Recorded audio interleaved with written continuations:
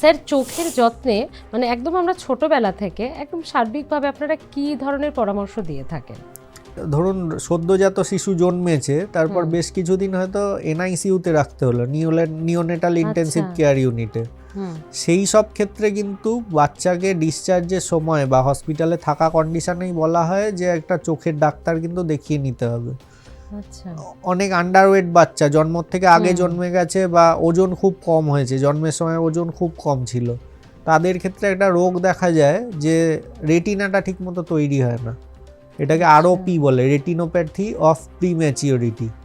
তো সেই আরওপি হয়েছে কি না বাচ্চার সেইটা দেখার জন্য টেস্ট করাতে হবে। এবার বাবা মা এখন অনেকে একটু যারা সচেতন তারা কিন্তু নিয়ে আসেন চোখের ডাক্তারবাবুর কাছে, টেস্ট করিয়ে নেন, কারণ এইটা যদি ফেলে রাখা হয় তাহলে বাচ্চার কিন্তু বড় হয়ে দৃষ্টি কিছুই থাকবে না যদি এই রোগটা হয়। আর যদি ডাক্তারবাবুর কাছে প্রপার টাইমে যান তার কিন্তু ট্রিটমেন্ট আছে, লেজার বা ইঞ্জেকশনের মাধ্যমে কিন্তু এই আরওপিরও ট্রিটমেন্ট করা যায়।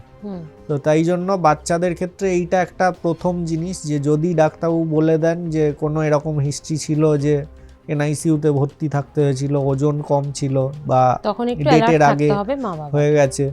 অনেক ক্ষেত্রে বাচ্চাদের দেখা যায় জন্মের সময় থেকেই বাচ্চার চোখে জল পড়ছে, পুঁজ কাটছে। সেই ক্ষেত্রে তো সেই সব ক্ষেত্রে বাচ্চাদের বাবা মারা নিয়ে ম্যাক্সিমাম ক্ষেত্রে আসে, কারণ যখনই চোখ লাল হচ্ছে, পুঁজ কাটছে, জল পড়ছে, তাদের জন্য একটা অসুবিধা, চিন্তার বিষয় হয়ে দাঁড়ায়। সেই ক্ষেত্রে দেখা যায় অনেকের জন্মগতভাবেই ওই নেত্রনালীর রাস্তা বন্ধ থাকে, যেটা বয়সকালে আগে বলছিলাম অনেকের বয়সকালে নেত্রনালী বন্ধ হয়, সেরকম এই কনজেনিটাল ড্যাক্রিওসিস্টাইটিস অনেক বাচ্চার ক্ষেত্রে দেখা যায়।